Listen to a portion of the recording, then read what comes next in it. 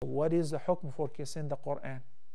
Kissing the Quran occasionally, I believe there is no problem with it. If you do it occasionally. Ikrimah, the great companion, who's the son of Abu Jahl, Ikrimah used to kiss the Quran and used to put it on his face and used to say, Kalamu Rabbi. So out of love of the Quran, he used to kiss the Quran, say, this is the word of my Lord. It is one of his traits. But there is no specific reference, neither authentic or weak or even fabricated, that tells us that the Prophet ﷺ used to kiss the Quran, or whenever he would open the Mus'haf and close the Mus'haf, he would kiss the Quran and place it on top of his head. I want you to share with you, brothers and sisters, a very important fact, which is anything that is pertaining to ibadah or rituals or acts of worship, you better understand that Rasulullah sallallahu alaihi wasallam was indeed the keenest to do it if it is right. Right? We agree to that? We agree to that. Could he have forgotten to do it? Absolutely not. Because these are acts of worship. And, you know, if he does it sometimes and he forgets sometimes, that will take us to the area of, you know, it's recommended to do it. It's not mandatory. But he never did it.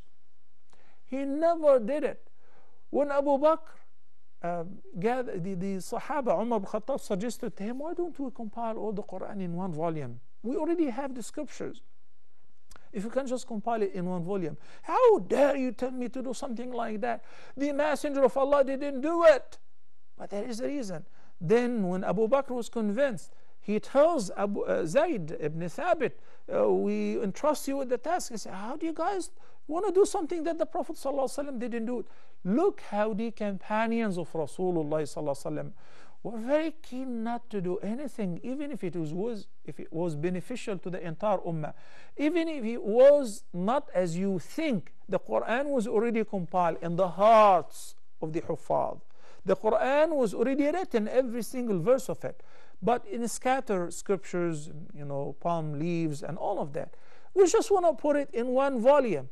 And they were reluctant to do it because they were very keen to follow and not innovate. So doing the kissing of the Quran, every time you hold it, every time you place it, every time you recite it, is definitely now going into the area of an innovation, no doubt. Because if you believe that this is an act of worship and this is how we should pay respect to the Quran, then guess what? You may think that the Prophet ﷺ did not respect the Quran as much as you do. And definitely this is not true. But if you do it occasionally, okay.